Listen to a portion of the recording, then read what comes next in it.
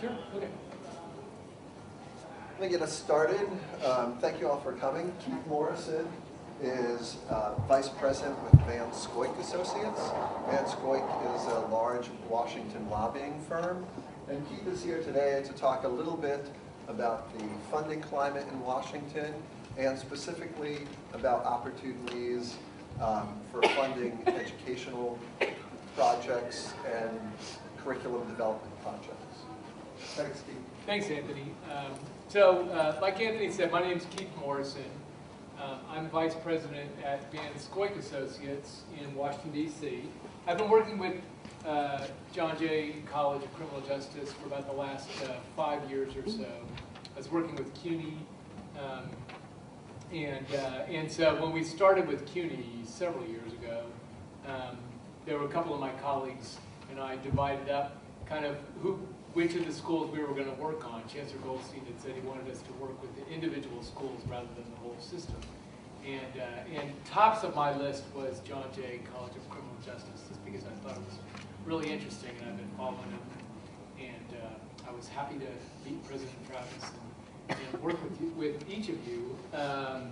You know, how we did it, how lobbying was in the first sort of up until a couple of years ago was you put together really good projects and take them to your congressional delegation and try to seek funding for them, mainly through earmark funding. And Congress was funding earmarks, and they were funding projects here at John Jay. We used them as seed funding. We used them as projects that maybe were a little bit outside of the stovepipe federal solicitations, federal research budget, and would make an impact here in New York City and nationwide. In November 2010, the Republicans took over Congress and the House, and did away, and at that time, did away with earmarks. So there are a lot of people, Democrats and Republicans, that would really like to see earmarks come back and have Congress. Under the Constitution, Congress does have the final say in federal budgets. But for now, the rules are that Congress cannot and will not earmark funding for projects. An earmark would be a set amount of funding for John Jay College of Criminal Justice for a specific project. And it would be taken out of the Department of Justice would have to fund that project. Something like that. So they don't do that anymore. And these aren't even done behind closed doors. They kind of like sort of, well, people probably still do this. They really don't. So the authority to decide on grants, who gets funding, and what has been ceded 100% to the executive branch. And the executive branch are mid-level program managers that make these decisions on funding. And so here's an opportunity that I'm not going to be like everybody else and comment on how everybody's sitting in the back. That's okay. I can take a hint.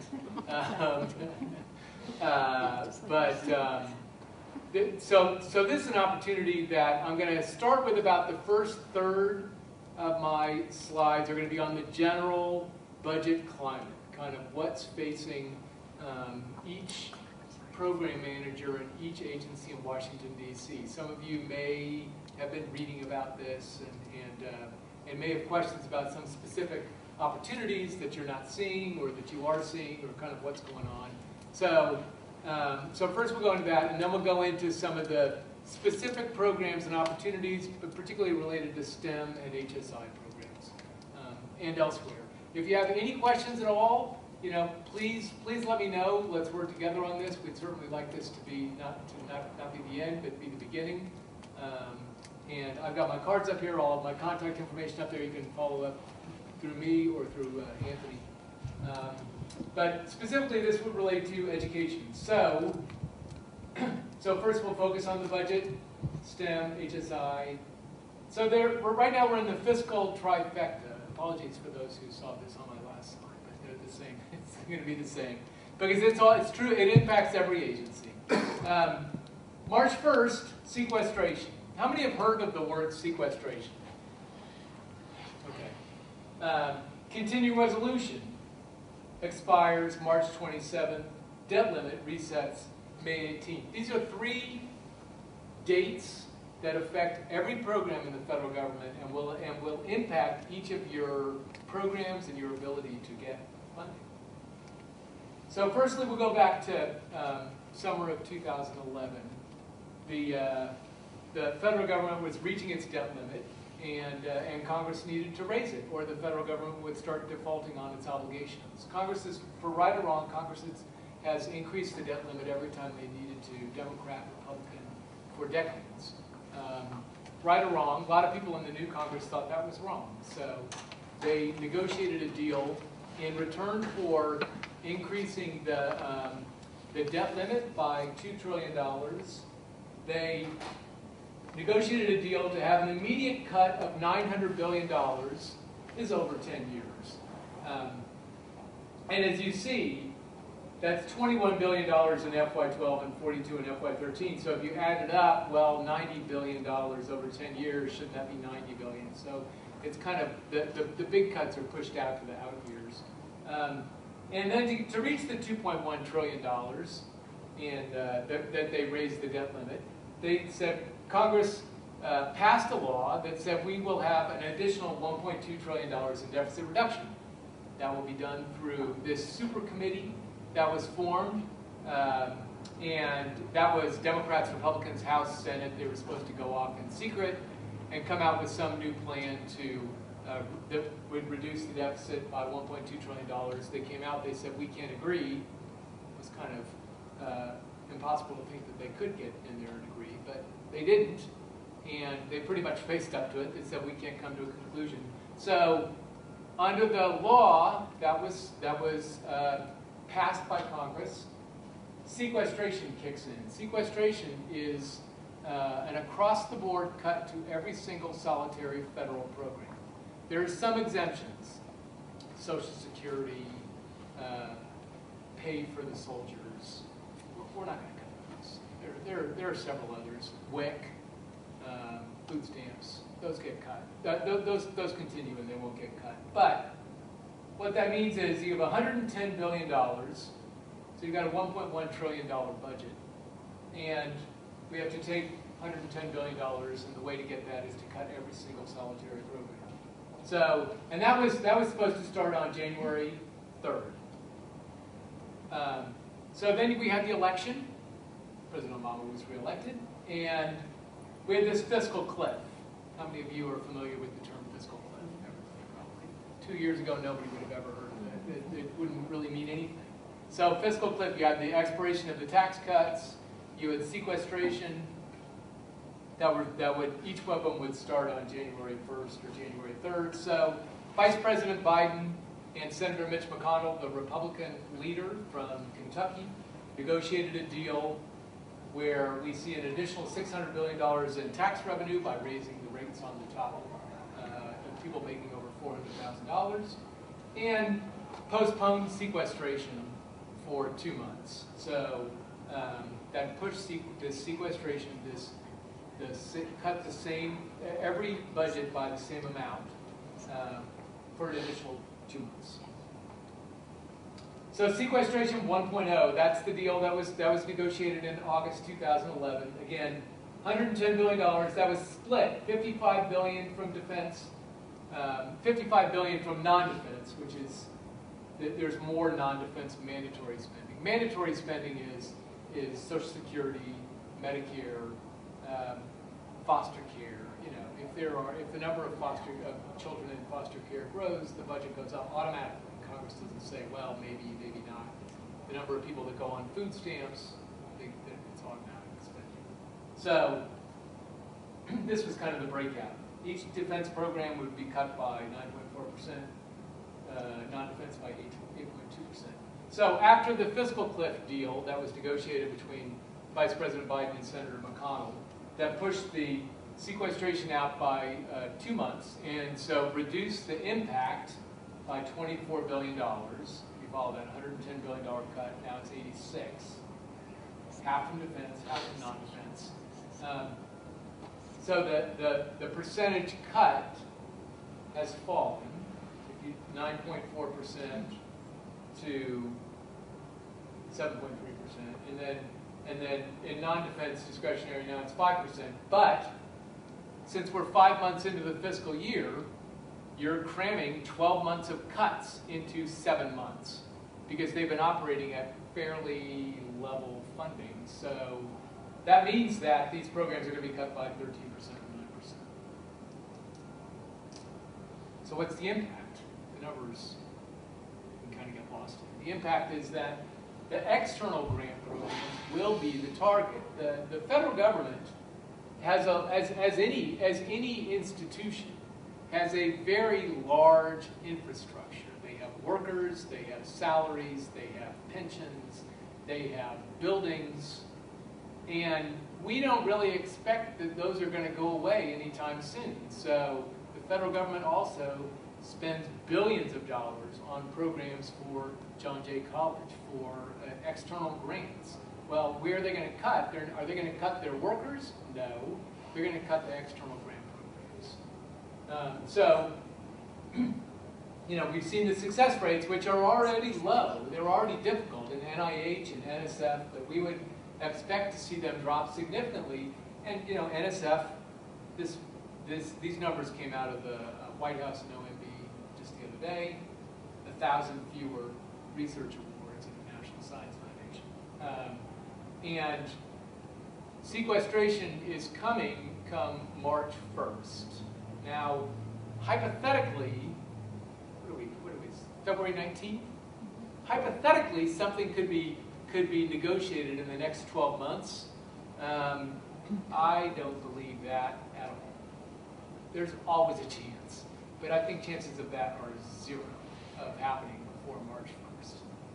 So sequestration will happen. Now, budgets can always go down, and then they can go back up, and they can undo sequestration in the back. But every federal program manager, every federal employee, every federal program is facing a situation where come March 1st, they're going to have to cut their budget. Probably. So, but you know, they have 12 days. No, actually forgot. February only has 28 days. 10 days to figure it out. So this will almost certainly happen. And the impact is that the federal government is holding back funding because they're facing this situation. They're also facing the FY 2013 budget and the uncertainty regarding that. We're in FY 13 right now. The fiscal year started on October 1st. So we're almost halfway through. And Congress is really supposed to pass 12 appropriations bills which fund the federal government, the discretionary portion of the federal government, the non-mandatory spending, not Social Security, foster care, Medicare, that sort of thing, but they didn't pass any. Congress didn't pass any appropriations bills last year because they wanted to wait until after the election, and then they could take these hard votes. And then the election happened, and here we are. And so they passed a continuing resolution that would go for 6 months. That expires 6 months ago, 5 months ago. 6 months seemed like a long time. But now, this is expiring on March 27th. So the federal government's been going along at current year level. Under the CR, the agencies are authorized to spend up to 90% of their funding. But the program manager doesn't know how much money he or she is going to have come March 27th or March 1st with the sequestration. Maybe we get through sequestration, maybe we don't. Then they got March 27th. And so they're holding back funding on solicitations. They're holding back funding on new starts, any major programs. So if you're looking for a solicitation, usually it's being released right now, they're pretty much holding back. The CR, the continuing resolution, expires on March 27th. If Congress does not pass a new budget by March 27th, the federal government shuts down.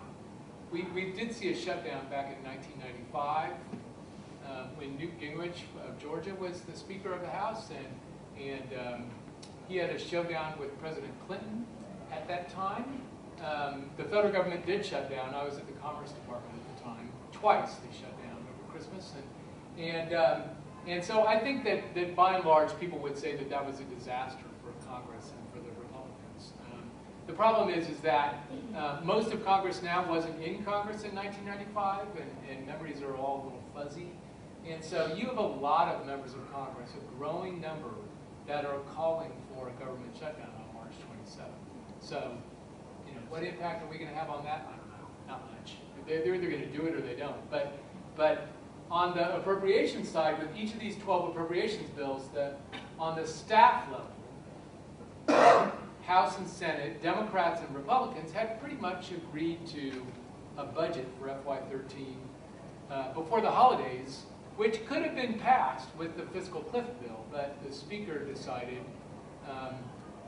Speaker Boehner, the Speaker of the House, decided that given that the fiscal cliff deal was revenue only, which it was, there was really no spending cuts in it, he decided that he didn't want to bring a budget to the floor, which wouldn't have cut the government by that much.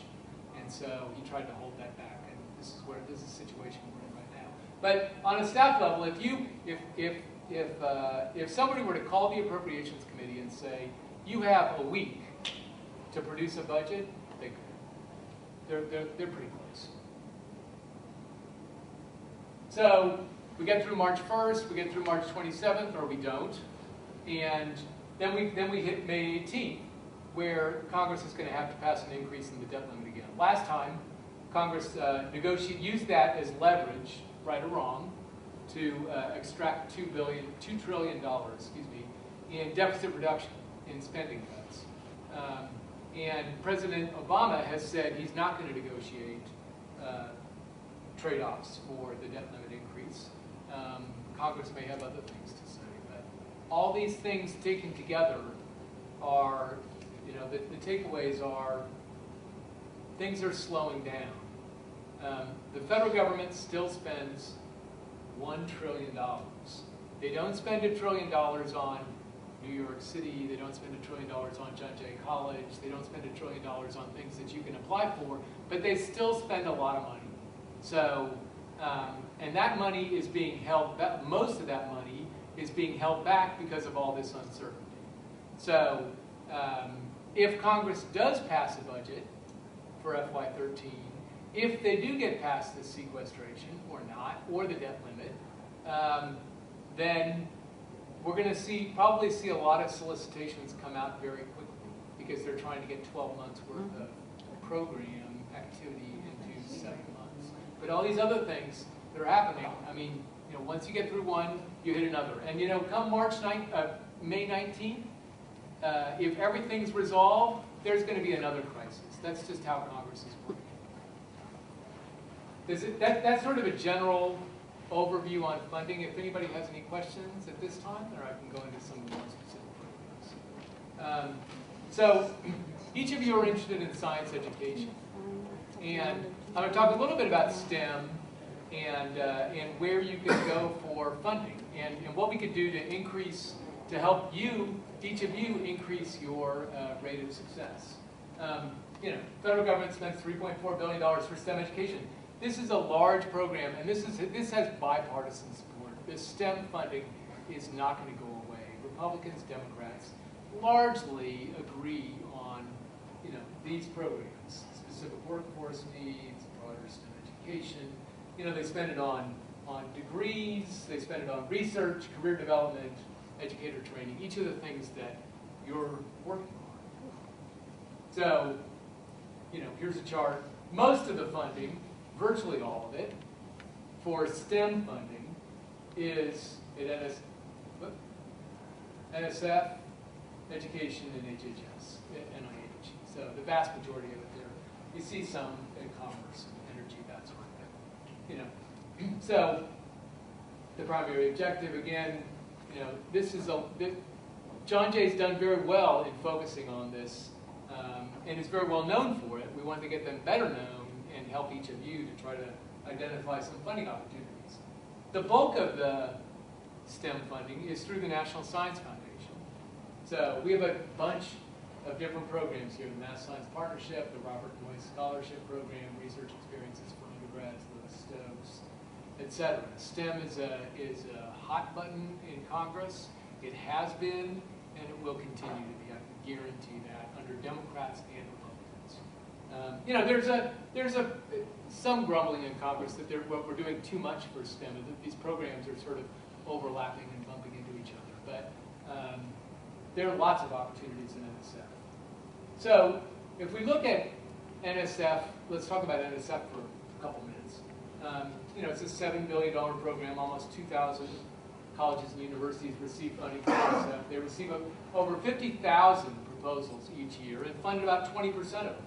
So when we look before at the sequestration, where NSF could see their budget cut under sequestration, instead of 11,000 awards, they could fund 10,000. It's a fairly significant decrease. 260,000 reviews. So look at the NSF merit review criteria. Some of these seem obvious, but I guess if you're on the NSF side, they really want to make sure that each proposal matches answers each of these questions. Intellectual merit, advancing knowledge, you know, do you have access to resources, how well organized is your activity, etc. What are the broader impacts? They're not just looking for intellectual merit, they're looking for the impact on society, on New York City, on New York, on the country.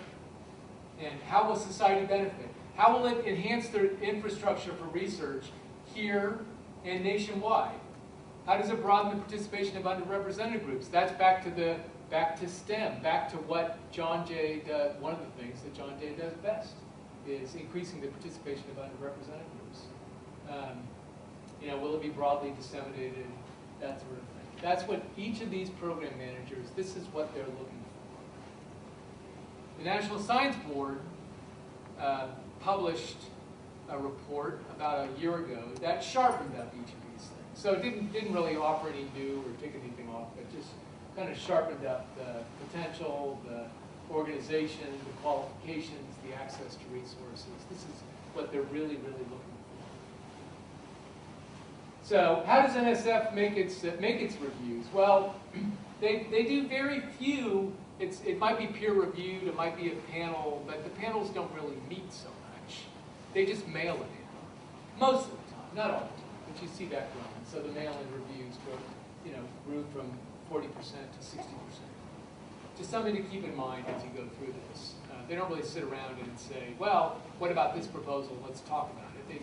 The reviewers review it, they send in their reviews, and put them all together, and they come out with a winner. This is where I slow down.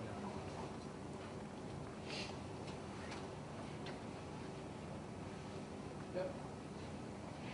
Again, NSF receives, 55,000 proposals. The number is growing as the budgets are staying level or they're shrinking. How to get an NSF grant?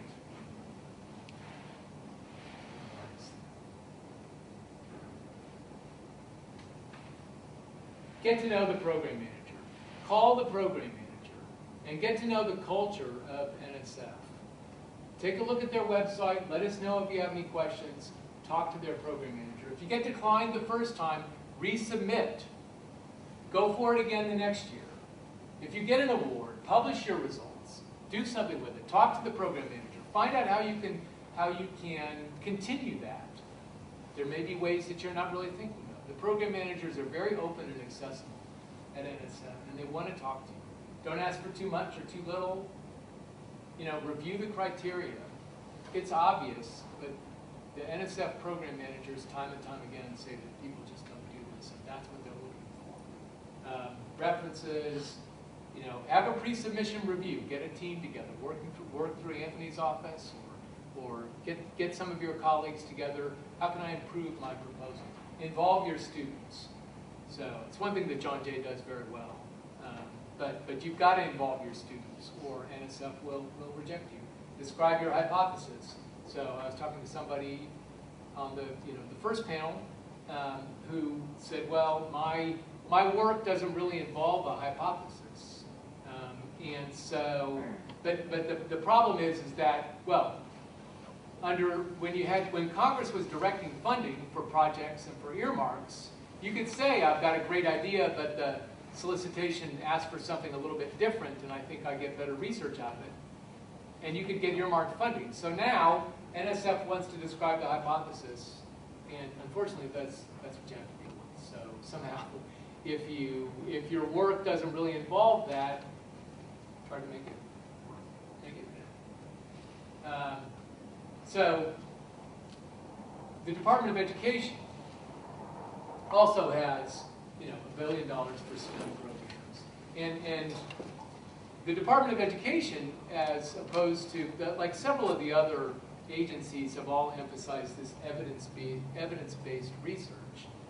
The Department of Education has just sort of released an announcement that says we are looking at evidence-based research. They weren't really doing that so much before. They were looking at this mostly at this I3 program, but that will really broaden out to all the different agencies and funding programs within the Department of Ed. So just something to keep in mind about the evidence-based research. So the Math Science Partnership Program, how many of you have received funding through the Math Science Partnership Program? Anybody? So a lot of that money is block granted to the states. And I'd love to follow up with each of you if you're interested to identify where it is in Albany, who would be the right person to talk to, and move forward on that. There's a lot of money. Albany is a very good source of funding for federal funding, because through the Department of Justice, through the Department of Education, through many of these agencies, they award a lot of this funding through block grants. And then the state may have their own competition, or they may have opportunities for subcontractors. So I encourage you to look at the state. And we can follow up on that if you ever have any questions. Other STEM programs, I3, the IES program. How many of you have received funding or tried to get funding through the IES program at the Department of Education? So that's where they fund their research. And the program managers at IES are not involved in the review process. And the reason that is true is that they want to be open and accessible to anybody who has an idea, and if they send in a proposal, or if you're thinking about sending in a proposal, the IES program managers are available to talk. I found it to be very helpful in the past. Upward bound is another big help. So, at the Department of Education, President Obama has talked about it for the last 4 years. He was really focused on college completion and college access. And we have TRIO programs, we have the 21st Century Community Learning Center, Gear Up programs. What you've seen is the Democrats and Republicans, there are probably, I would say that there are a lot of more of the Tea Party Republicans that would like to see some of these programs go away, but they don't, and they won't. They're going to continue. They have broad-based support. And I know that John Jay's received funding through several of these programs, if not all of them. But they come up for different reviews at different times, but they're all holding back. Again, the program managers of the Department of Education are holding back funding because they don't know what their FY13 budget's going to be. They don't know if sequestration is going to hit. So this is definitely something to keep an eye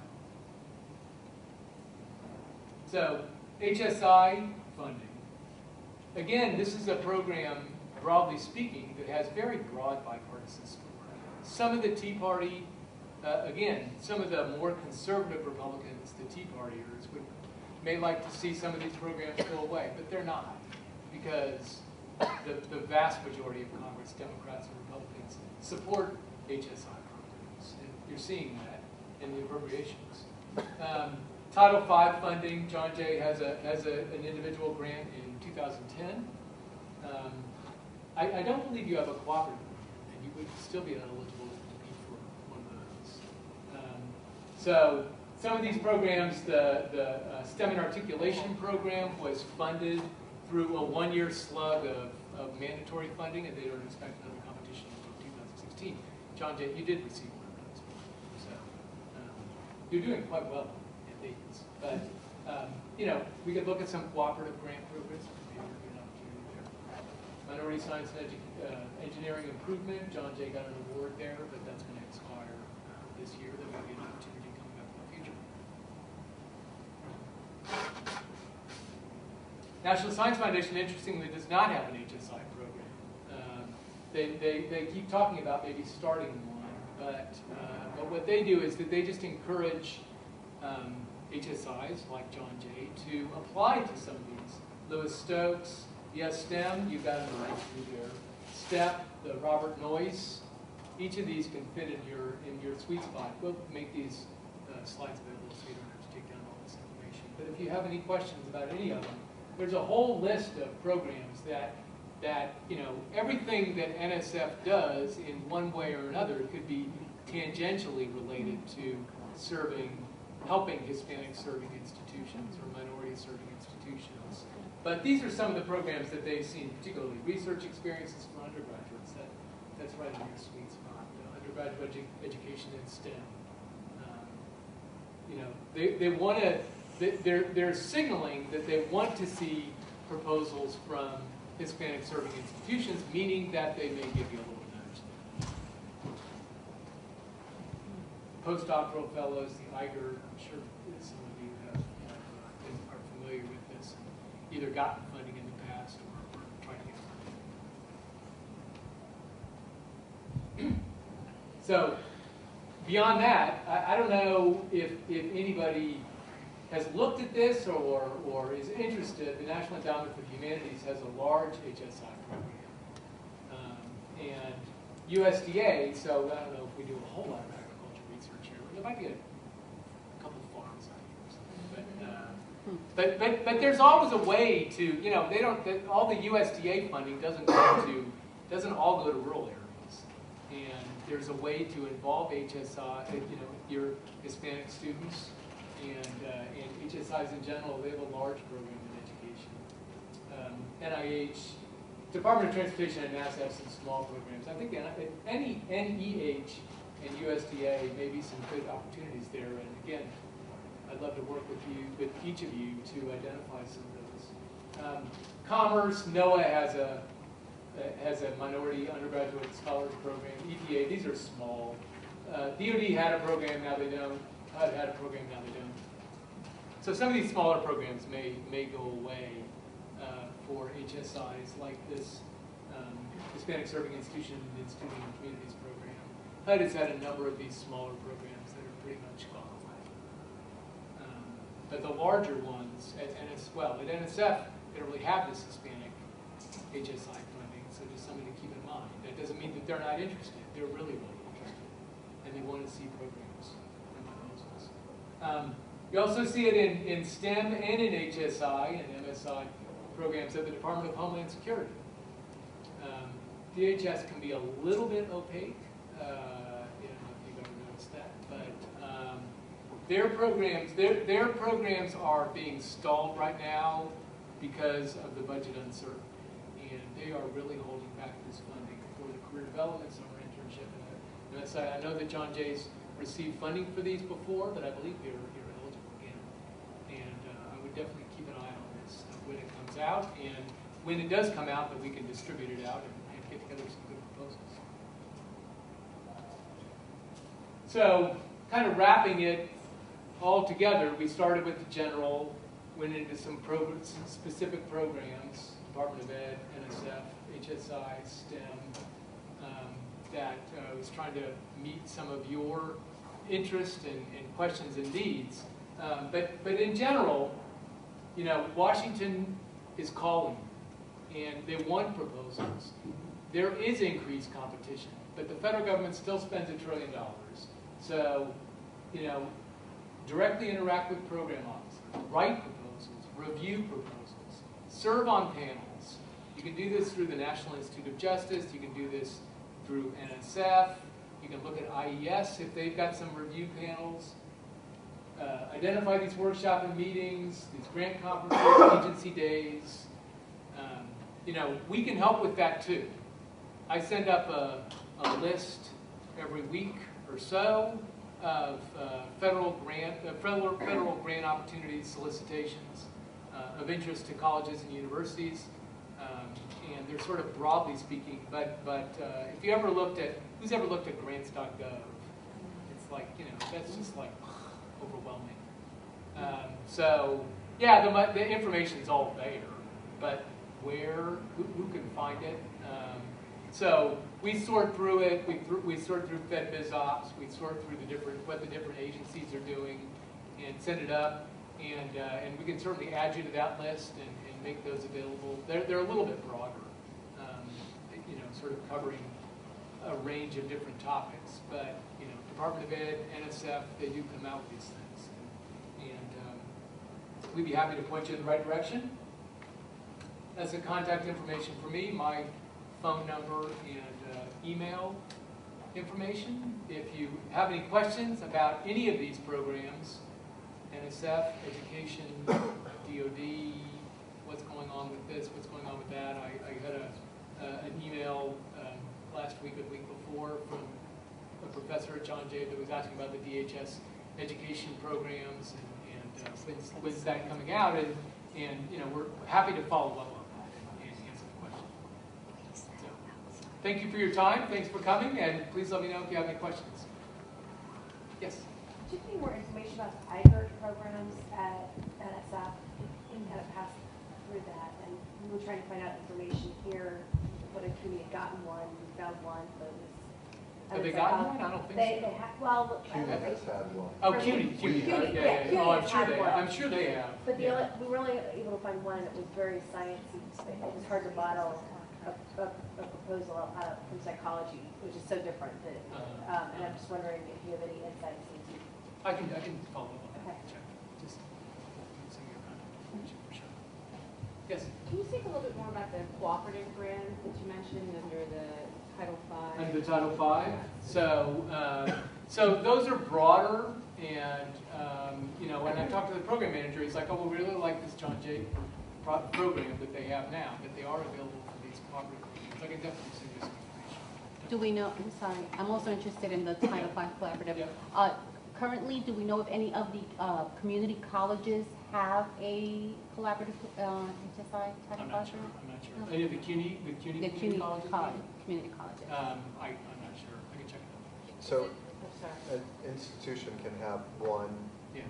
institutional grant and be lead on one collaborative Yes, grant. I've worked on several Title V grants. We but have a number, we are the secondary partner for two, or maybe just one other. I know we're secondary partner on at least one and possibly two collaborative grants, but we're not the primary on any collaborative grant. Is there an unlimited number of secondaries we can be? I think I don't think there's a limit as secondary. You can only be primary on on one collaborative, but you can be secondary. I don't think there's a limit. So I know we have one with Borough of Manhattan. Small, yeah, a little bit. That's a small one, but what's, no, we had one, but what's the current one through Barnett? Is it with Bronx? Yeah, so we are secondary on a decent sized one with Bronx Community College, but we're not primary in any one. And it's HSI. They both have institutions, all the Lead institutions. institution has to be an HSI. Yeah, I'm not sure about this. The secondary institution doesn't necessarily have to It be helps. an HSI, but it's hard to make a case for a collaborative with someone They're usually that 1 to 25%. isn't of at the least time. close. All of our. Yeah, it would be interesting. Yes. Yeah, I have two questions. One, is Anthony going to have a copy of this? Because some of those checkpoints are nice, but I failed handwriting. Oh, that's quite all right. That's quite, and I know I clicked through them kind of quickly. Yeah, So so, but I it won't mean- take too We much of your have time. them. We'll have them And we'll available. be posting them. All right. We'll let you know once we get them posted. Okay, the other thing is that we're starting up, shall we say, sustainability and environmental justice studies. And one thing we'd like to do is have a, like a roundtable so that the faculty could study some things together, perhaps bring in an ecologist to talk to us? I couldn't, in looking at your things, I couldn't quite see whether or not there was a category in which we could apply for funding for that thing. For a workshop? Yeah, I guess a faculty workshop to help develop the interdisciplinary education you need to be doing a sustainability and environmental justice program, including the fact that we don't have an ecologist. So, you know, we'd like to maybe bring in an ecologist to talk to us. So at NSF, they do have, you know, limited, I mean, workshops don't cost much, but they do have some limited funding, and it can be up to the discretion of some of the program managers. So, you know, I can take a look and see if there's a particular program officer which might be most interested in this, or Yeah, would this be a workshop internally to John Jay? Yes. Or would this be, Yeah, the NSF. Not they're that. appropriate. they wouldn't do No, that, they would not. but they would do something that would involve external actors, but internal not. Maybe, And it if has to we, be science, it's like, it can be, I have had one, so it can't be for curriculum development or program development, it has to be science-based, moving the field forward. Yeah, so, right. An internal to John Jay trying to establish more interdisciplinary programs, I would think, I'm not sure that they would fund anything like that, I don't think so. That would be more of a John Jay thing. and then but if you wanted to bring an ecologist in from the outside, you can't. Well, you could, it just may be a little bit more of a, I'm not sure that would map toward what they want. I think it's a little bit more focused, like she said, on the science and on sort of having a workshop. You could have a workshop of external actors where you would be looking at research or the best research proposals, something like that, and invite people from the outside. But I'm not sure that that's exactly what you're looking for. I'm not sure I understood what you said. That we Well, it'd have to be focused on the outside. It would have to be focused on, which is on science. Bringing outsiders in to talk to us, Exactly. It would or have to be us an talking to external impact. outsiders. Well, Say it both. again. Well, it would be both. But it sounds like you're more interested in having an internal Or workshop. we could bring. I mean, we could do it varied ways. If we could bring in external people, that could be helpful also. And so that is what you would need to get Yes. funded. Okay. I think NSF funding would support something that's going to have some external impact. So if you were to try to organize a workshop for anyone to talk about the development of environmental justice curriculum across the country, that might be something NSF will fund.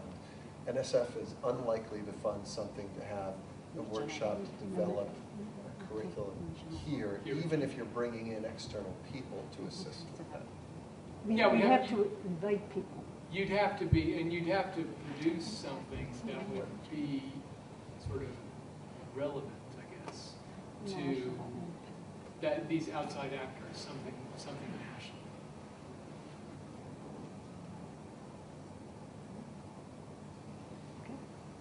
Keith, do you have any, could you say anything more about the HSI program? Yeah, it's fairly large. So what is it programmatic? Like what does it aim towards? It's a program that was started by Congress, and it's fairly large, and I think that you know, that there could definitely be some projects that come out of John Jay that you know, are looking at. I'm not sure exactly how to.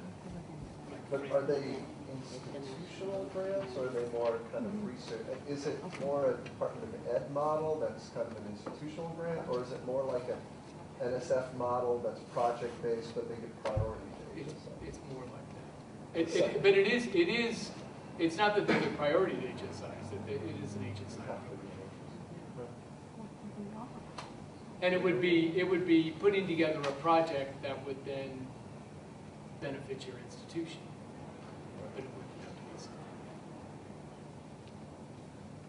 just benefiting the institution. That's what I'm saying.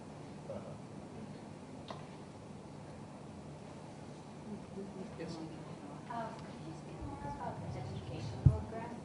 Are they only institutional, or could you be could it come from a department or a project? They're more project-based. You mean the IES grants? Well, I actually don't know. Through the Department of Education? No. Well, I heard you mention that some of the STEM grants are specifically geared towards education. I'm assuming, does that mean like curriculum development? Does that mean the development of kind of models of Well, like the of Title V presenting grant that John Jay has, is, I mean, about that. But it's more on developing the institutions. Well, I think NSF has some programs, they're focused on STEM, but NSF has some programs that might be focused on, you can apply to them for curriculum development, but you have to show, again, some type of broader impacts, like you might be developing a new curriculum that you would then disseminate to other institutions. Right. You NSF have to have the intellectual merit and the broader societal impact. Do you know, do the NEH program, does the NEH HSI program at all target curriculum development? I'm not sure. Okay.